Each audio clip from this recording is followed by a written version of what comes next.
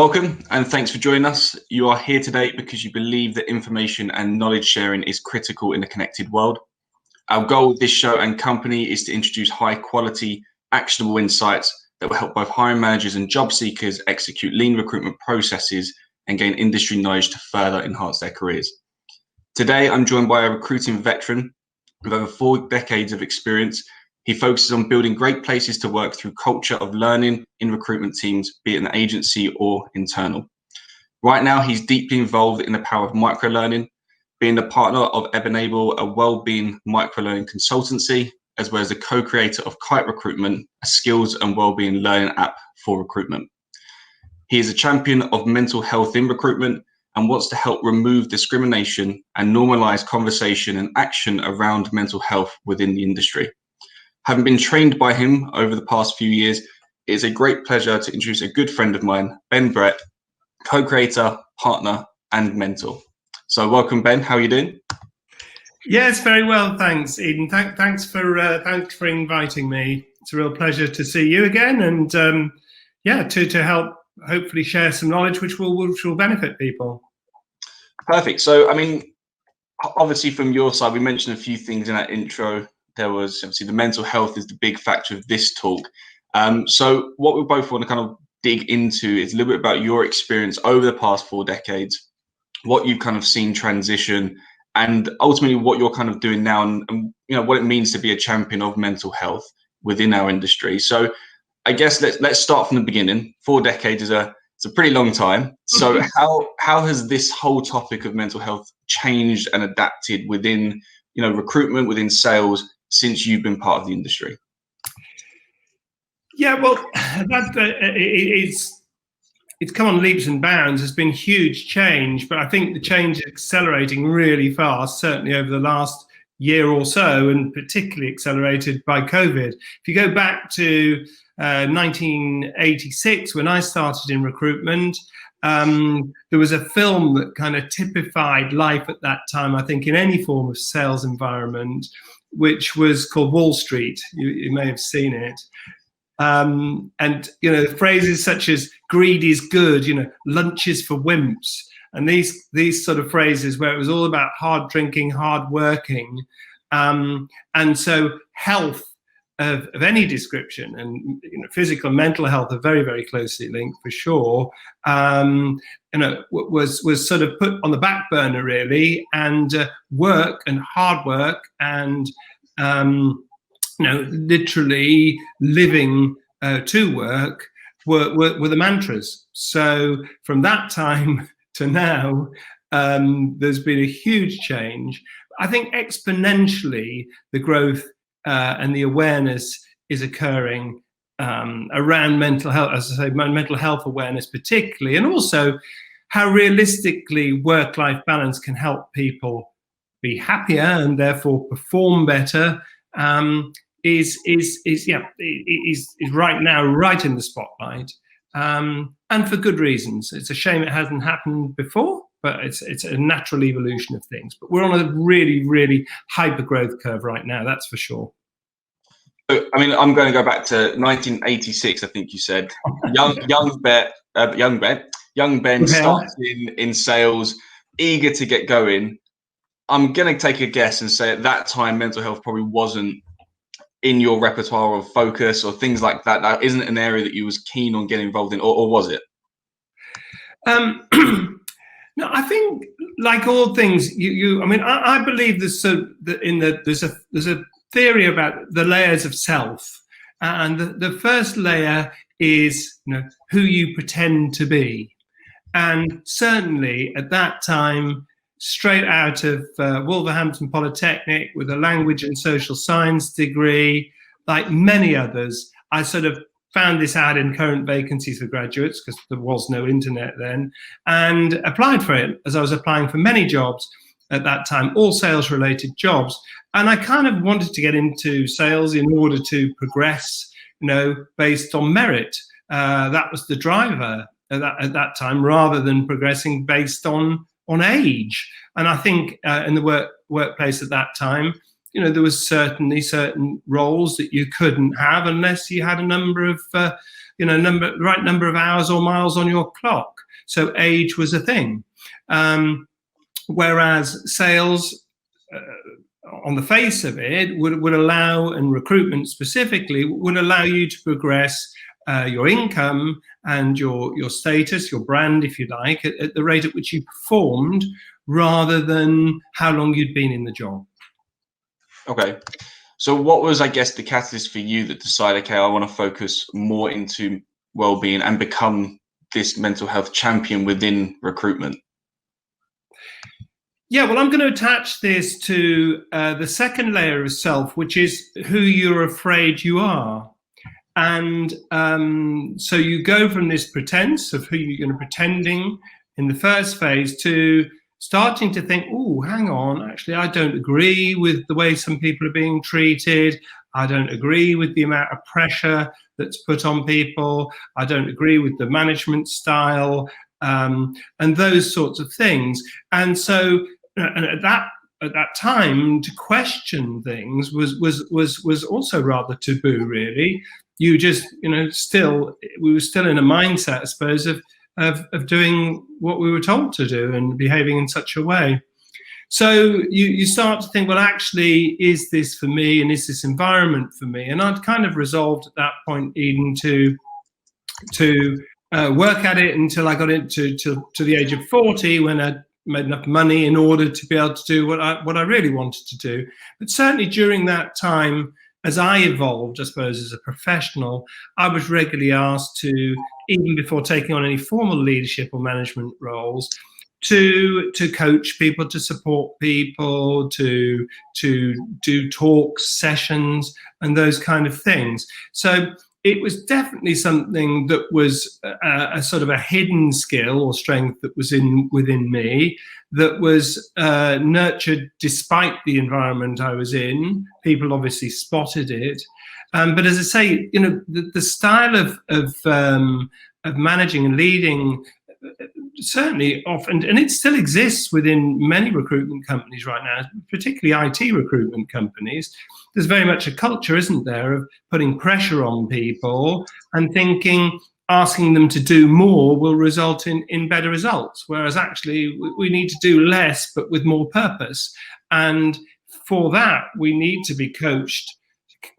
I'll not use the word counsel, but certainly coached and mentored to identify our key strengths and be able to apply them, and to really think more about what we're doing in our role, and therefore we'll be more productive. So plan more, think more, sort of not quite do less, but work with purpose and work with higher levels of productivity as a result, because your ratios that you're being sometimes almost bullied to deliver will improve if you apply better process. You take more time with your candidates, more time with your clients to understand what they want, and if you're in a leadership role, more time to support the colleagues around you. Obviously, people need to be able to support themselves, but we can only do that through an empowered and leadership style. If we just tell people to produce more, then that's disempowering. They just wait to be told what to do next, rather than that strength, and that ability to decide what to do next coming from within themselves. I think going back a few sentences, you're talking about obviously IT recruitment specifically. I guess this can go for both internal recruiters and external recruiters. Do you see obviously in the people that you train, the environments that you train, because that's how we've met, is through you training me. Yeah. Do you see those sorts of environments a lot still? So one where you're talking where it is that more bullish environment, because that's something that I've taken a big step to try and eradicate, especially with my team and obviously the company that I'm part of, is to try and make sure that the team, they feel the pressure bit in the right way and not being, as you say, pressured in, say, like, you have to hit these KPIs, you have to hit these ratios or you're out the door. It's more of, let's work towards a better process, let's work towards a better experience for both the candidates and clients. But I've only ever worked here, so I only know what I know here. So it'd be good to kind of understand a bit more because you've trained lots of different peoples, how does that happen with both the internal people that you train? How is it for them? And then secondly, what's it like for the external people you train on, I guess, on the mass? Yeah, but internal recruitment can mean all manner of things, can't it? Depends whether an internal recruiter, to what extent they're recruiting themselves or managing external recruiters or agencies. But certainly internal recruiters, I mean, the most amazing fact is that the number of placements that an internal recruiter will do, a productive one, if you look at some of the outsourcing companies and some of the in-house roles that people have, you'll see people making 10, 12 placements a month. Whereas for an external recruiter, that is, would be an off-the-scale amazing, bump a month that wouldn't occur every month for sure. So, and I believe part of that is the fact that an internal recruiter is treated more as a colleague, and they're therefore able in many instances to get more face time with the people they service. But there are also organisations where that's not the case, even where they're put under just as much pressure to perform. But certainly in organisations where people are allowed access to hiring managers and influencers, and they work in conjunction with internal talent or recruitment departments, then they can perform better. We know that, but I think unfortunately the prevalence of this KPI culture in many organisations, it drives organisations to think we want to keep these recruiters at arm's length, and therefore not welcome them into our doors, because it's sort of, for want of a better word, letting the fox into the chicken coop, isn't it? So definitely there is pressure in recruitment, but that I think if we can have that pressure from within, and the right person in the right role is going to want to perform. I've met many people in recruitment who want to delight the customer first and foremost, and the customer being their candidate or client, rather than trying to keep their boss off their back. And that's about empowerment, isn't it? Yeah. Okay. So I think we touched upon a few things. You said, back when you started in recruitment, the stigma was driven by just generally the culture that was created. Over time, it's started to get a little bit better in terms of people a bit more aware of kind of mental health within our industry. Is there any obvious reasons or obvious tells that you've seen since kind of embarking on this journey yourself that maybe managers or colleagues should look out for when working with people? Yes, definitely. I mean, the key things to look for are, obvious signs of someone perhaps, fluctuations in their behavior, someone who becomes withdrawn, for example, uncharacteristically. Also, the fact that if someone feels under pressure and they're perhaps not performing at such a level, that they're afraid to sort of seek support or advice in that situation because they feel they should sort it out for themselves. But I think if they're approached in a mentoring, supporting type of way, then much more will be achieved. But so obviously, if someone's underperforming, if there's fluctuations in their behavior, particularly, absenteeism around Fridays and Mondays and things like that, the classic signs that someone's overdoing it at a weekend in the wrong way, perhaps. Poor timekeeping can be for all sorts of reasons, but those sorts of things need to be looked into, obviously, but in a supportive way. Often they're approached, I think, in the wrong way, as bad things. Well, obviously, it's a poor manifestation, but what lies behind that erratic timekeeping or behaviour or whatever else. So making sure that, I think we need to make sure that our leaders are in tune. Not counsellors. We don't want to become counsellors, even within the mental health and recruitment movement. We're not about counselling, we're about raising awareness. And as I say, this awareness comes from being more in tune with your people, but also understanding as a leader your role within that.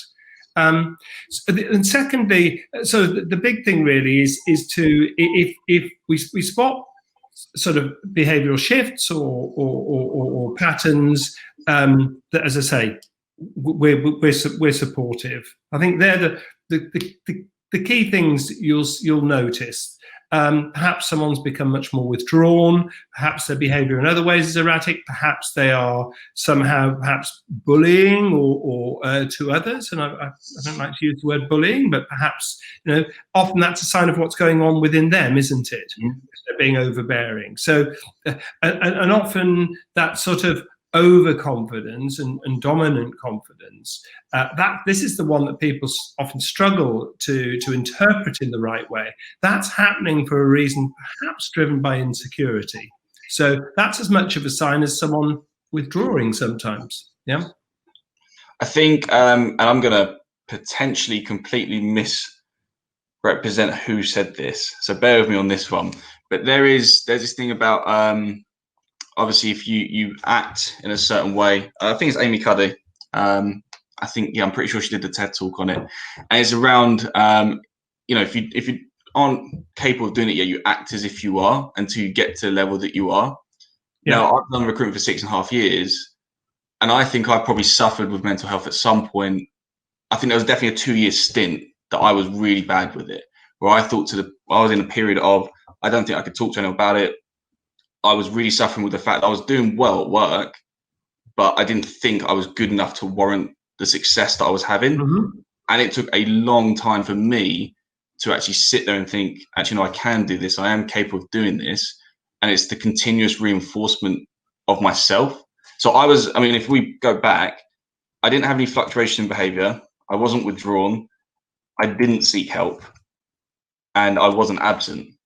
So I didn't actually show any of the signs, yet I know, looking back now, I really suffered just on how I was acting at home. So at work, I was fine. At home, I was a bit erratic, but no one obviously saw that.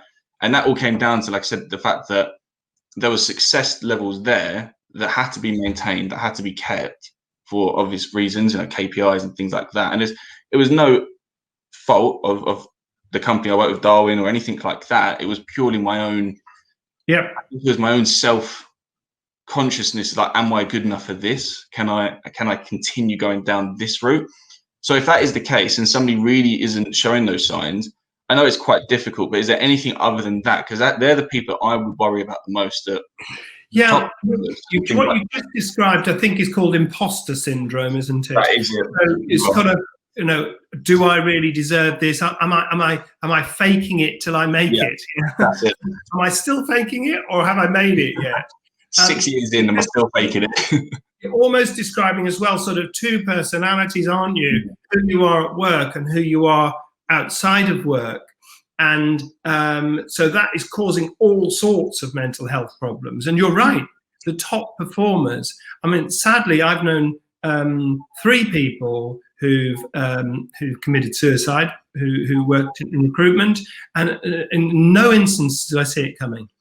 I think often people are going through battles on their own, and the people who everyone else is perhaps jealous of, the young star or the star of any age who's performing, who's doing really, really well, that person not just has to deal with perhaps their own feelings, but also being ostracized by others because people are jealous of that success. And therefore they find themselves marginalized at work. So you're absolutely right. I too suffered in that way. Although people will say, well, it's a nice problem to have, isn't it? Well, actually, no, it's not. You may have more money, but money doesn't necessarily equal happiness. I was changing cars, regularly, and spending thousands in losing money on this car, that car, the other, thinking, if I change my car, then things might be better. But they won't.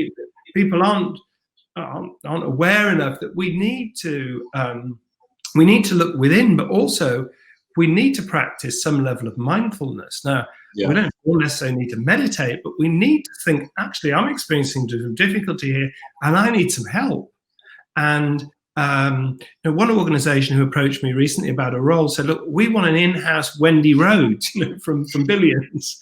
I'm not sure if they really did, but that sort of somebody who's a highly skilled, not psychologist, and has counseling skills and everything else in there. But obviously Wendy Rhodes was turning everyone around to just go back and make more millions.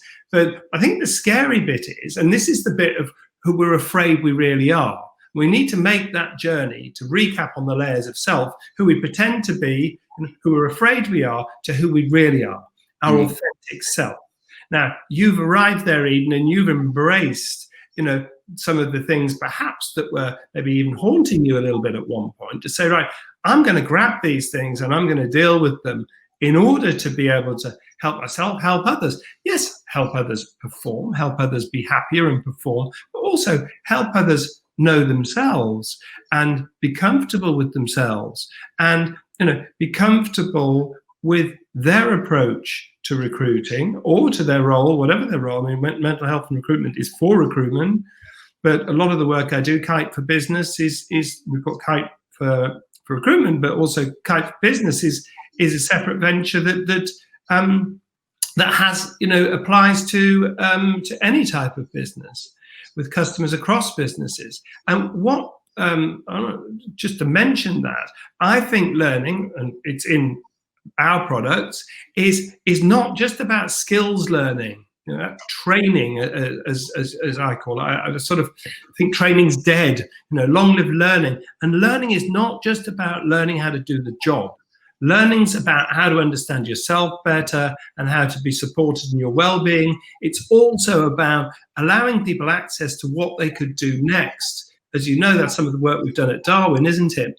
Yeah. Future leader type of work. Very early on, identifying people who could be leaders and exposing the different types of leadership to them. It's not just about leading people. Some very good recruiters and some very good workers in any form are not necessarily going to be the best leaders. But to understand ourselves and therefore act through our authentic self, it doesn't mean we're going to be perfect. We still might get cross with someone, but then the ability to go and apologize later, which again is a sign of mental strength. I don't apologize. I don't do. No, great leaders do apologize. They know when they've gone wrong. They're human, and it's okay to be human. Yeah. And I think that now, in this sort of authentic leadership period, these are the sort of concepts that we should be embracing. The leader is not someone who should know all the answers. The leader is someone who should explore and support with the people who work for them and with them. Yeah. So absolutely, the whole concept of people thinking they need to be, it's okay not to be okay. That's a mantra that I'm hearing a lot, and it's absolutely right. And as more and more people, industry leading folk, you take Sean from Hoxo Media, Hisham from Hisham Azuz. These people are stepping forward and saying, and Chris O'Connell from a high-performing person who's run recruitment businesses successfully. These are people who are actually saying, do you know what? I've had these issues. I think Oprah Winfrey and others led the way, didn't they? But and I'm, all these people are doing it for authentic reasons, to say, look, it's okay not to be okay, but the next stage is, once we've identified that someone has issues, is to provide the right type of support. And by the way, if they need professional counselling, whatever, that's not our role as recruitment leaders. However, talking about it is, and allowing people to say if they're feeling anxious about something. You can read the manual on approaching clients, can't you, and pitching candidate CVs or whatever you want to describe. However, there's a lot of mental work that needs to be done, and well-being work that needs to be done to make sure someone's comfortable. This is going to be a bit painful, but let's look at the end purpose to it, and let's adapt it to a style that you feel comfortable with. And there we go. Yeah. So there's also, if you like, there's sort of stigma attached to certain activity, and it's hard, isn't it? If we're going to excel at anything, we've got to go through a period of things being hard, but we should feel that we're being supported and that, yeah, it's okay. I think there's two. That's sort of given some, or shined a light on some of these issues. I think there's two main aspects. I think how hopefully you can add extra value from this video. So number one, and we'll dig into this first, is regarding how can we set up the right environment, the right culture, be it internal or external, to allow for any salesperson who feels, maybe that pressure, feel the stress, the anxiety, feels comfortable to come forward as much as possible. And then secondly, what skills are ultimately going to be needed once that person does come forward to effectively help them in the right way. Yeah. Well, the environment needs to be right from the start, and everything starts from the recruitment process of an individual. That's the start of their journey, isn't it? Often, as we know as recruiters, it can be disjointed. So someone needs to feel that during the recruitment process, they can be interviewed and they can speak quite freely about their concerns, what they feel they bring to the role and their concerns, but without feeling that they're going to be discriminated against. And these are the signs, aren't they? And we've gone through this stage with discrimination where we can discriminate on the basis of something that's obvious and in plain sight, the color of someone's skin or other forms of, they're the most obvious ones, if you like. But someone needs to feel that they can talk about any concerns or health issues they have without being judged. And that starts at the recruitment process, and that's an ongoing thread. We identify not just what type of training or skills learning they need to do, but we also identify what type of support they're going to need. So that openness, this is going to take, I think, we're talking about it now, but I think to remove unconscious bias, those sorts of things within many current workers in the workplace, it's going to take a seismic shift, isn't it? This is going to take a generation to shift this. There's minds that we're not just going to change on hey, this is how we do this time, because there's all that unconscious bias. And we don't want people suffering because they feel they can't explore their unconscious bias as well as their conscious bias in order to become a better recruiter or better at whatever role they're doing. So the culture of openness and real openness and really feeling that we can be that we are truly unbiased, and we are truly without judgment in certain situations, then this is an impossible dream. But that's kind of certainly, we can start with openness even, and we can start with exploring these issues right from the off, and with people feeling comfortable in who they are themselves. Because if we look at what Oprah Winfrey and the struggles that she's had, I mean, I look at rock stars, pop stars. They're all the greatest people out there have bipolar issues, mental health issues, and they've resorted to drink and drugs to deal with those, as I believe quite a lot of recruiters do. Certainly in the London recruitment place, where they're not driving to and from work or whatever. So they self-medicate in a situation, and that's not necessary. If you've created the right culture, you're taking steps to create the right culture, people should be judged on their merits and how good they are at the role, and also taken as I say, the authentic self, the entire person.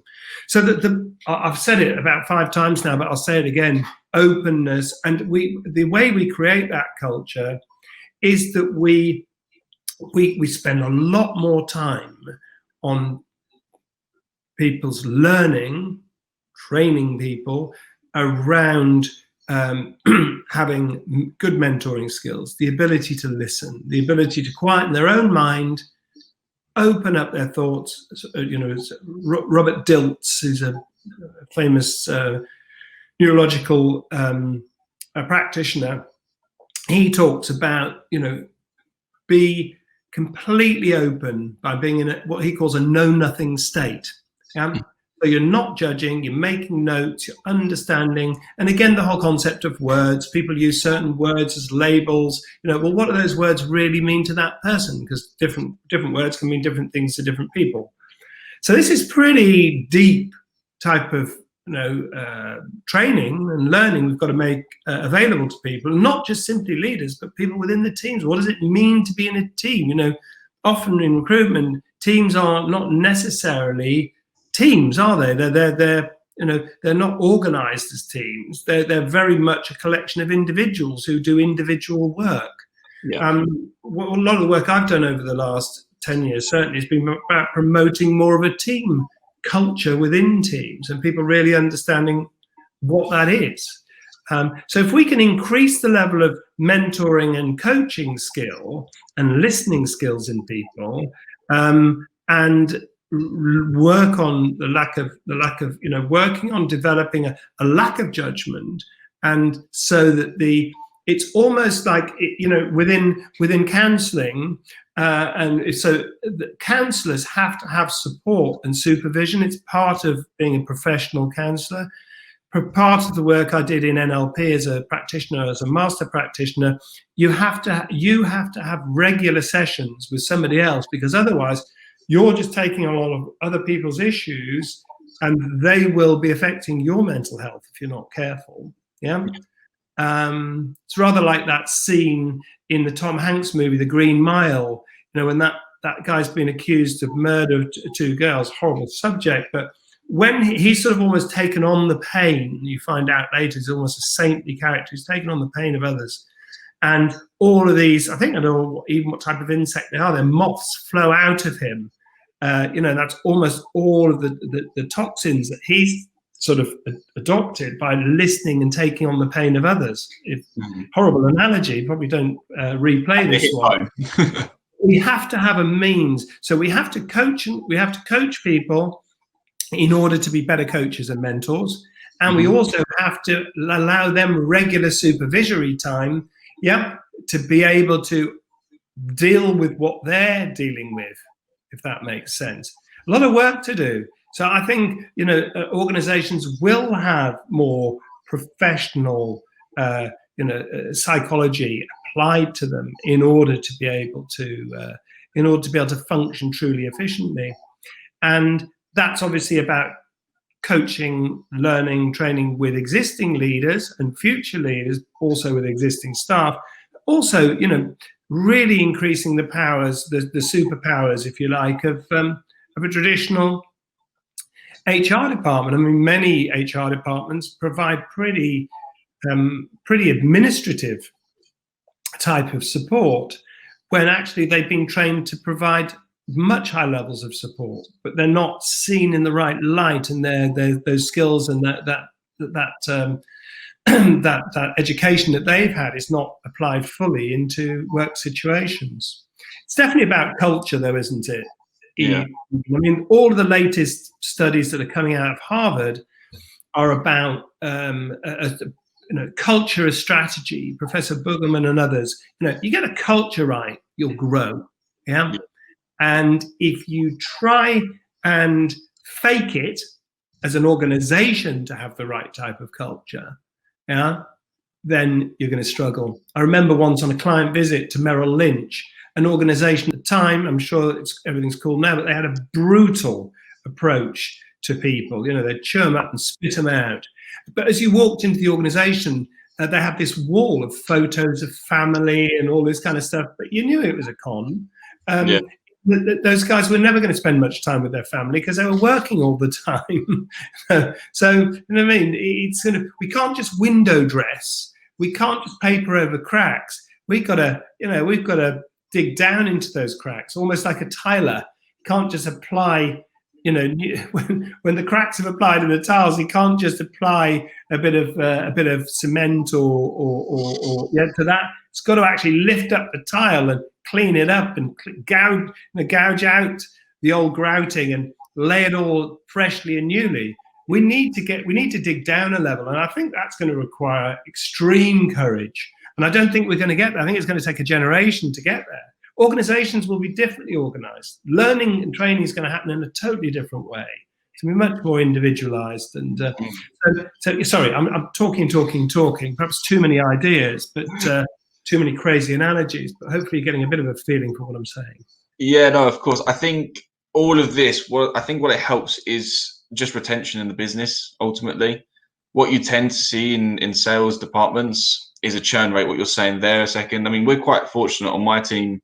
We've got an average retention of 4.5 years on my specific recruitment team. Yeah, we've done, it's not a individual effort, it's a team effort to really try and push a strong, high level culture where everyone has a voice, everyone has a say. And I'm super proud of what they've achieved. But what you tend to see more often even in internal companies that I work with companies in Berlin, you get a lot of different recruitment partners or different HR partners that you work with probably once every year or every 6 months. You get a new person to speak to. All of this, I think, will help with the retention rate, which in theory would hopefully help with the client acquisition, the client relationships, and on the internal side, the candidate acquisition, the candidate relationship, and the whole process. So I think having a discussion, as you're right, it's the first step, and it's going to take a while for us to get there. But hopefully I've got enough from what you've been saying. But basically, to wrap it up from my side, the key takeaways. So the obvious signs that we should be looking out for as managers, leaders, or even just colleagues who are, looking out for somebody. So somebody's fluctuation in behavior at work or potentially at home. Yep. Someone who's maybe withdrawn themselves from social settings or things that they probably wouldn't normally do so.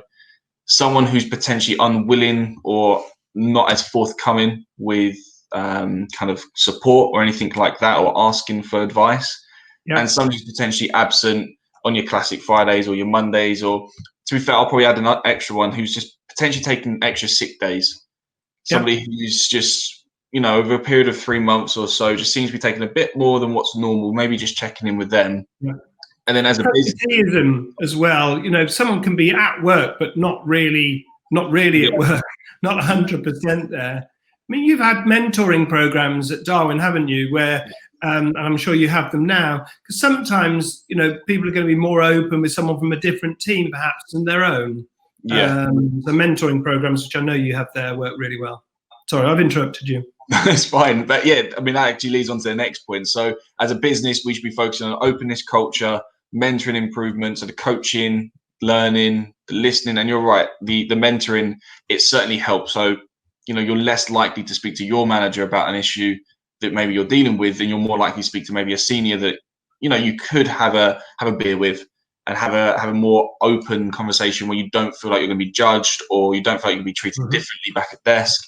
And then ultimately, just that kind of goes into the last point, just a lack of judgment from the very first interaction before you even have the job, right through to the day you leave. That entire process, start to finish, needs to be judgment-free, lack of discrimination from start to finish. And I think that's going to be the bit, as you say, that helps us start moving the needle from, this is a stigma of you need to, man up and things like that. You can't open up about how you're feeling in sales and in pretty much in any industry to, okay, let's have a chat. How have you dealt with the situation so far? What can I do? How can I be of support? And even if it's just an ear, that sort of stuff. I think so. I mean, we've mentioned culture quite a bit, but there's this concept of I heard about on a meditation recently called, one psychologist refers to the cliff. And, mm-hmm. I think what happens with a lot of people is it can become too late. Employees become disengaged, or were they ever really engaged? Mm-hmm. Also, a lot of people come into recruitment not really knowing what it is, and then they bounce around. Some of that's culturally, but also once you get into a pattern of bouncing around roles and jobs and things like that, as you say, and this affects internal as well as it does external recruiters, it is that then they really find it hard to gain some traction. I think we are treating shorter job stays in places now with more of an open mind than we used to. But certainly, there's a lot of people who should never have been allowed to join recruitment who are still in recruitment. Churn rates in some businesses are, you take the average business with 50 people, Eden, and you'd be surprised. I mean, sometimes 60% of the people, or even more, have been there less than 3 months. It's frightening. So yeah, I'd agree with all of the points you made, and I think HR teams need to be, allowed to perform real HR, because ultimately you're going to have it should be okay to have a confidential conversation. And however good our mentors are they really ever going to be thought of, I hope they will, perhaps not in my lifetime, as completely confidential conversations? Yeah, that's what they need to be. And so, I think HR teams will perhaps, will grow with really meaningful, the whole role of people and heads of people roles, those sorts of things. So the role of these roles is to really promote and develop all sorts of initiatives within the business around everything from learning, remuneration to challenge, but essentially the health of people. That's what we want, their mental and physical health. Those are the things that we didn't talk about, looking out for what people are doing outside of work. Are they doing enough? Are they keeping themselves balanced? Are they exercising? What are they eating? All of those things are really, really important. You can spot someone's diet. That's not doing them any good to, excuse me, some of the food that people consume. I mentioned some of the areas to look for, some of the more obvious ones, but there's a whole other lifestyle concept that I think it will become more and more acceptable to dig into, and to help, to allow people to be supported in those areas too. Nutritional experts, in the workplace are on the rise. Katie Maycock, who I work with, and others, So the role of nutrition, the role of exercise. It doesn't mean to be go to the gym or you're either fit because you go to the gym, or you're unfit because you don't go to the gym. Many, many other forms of exercise that people can take and do that will form an essential part of their physical and mental health. Perfect, Ben. Look, I'll wrap it up there. I appreciate you taking. I've taken too much time, but thank you. No, it's fine. Thanks for obviously showing the wisdom of what 4 decades of recruitment can bring you.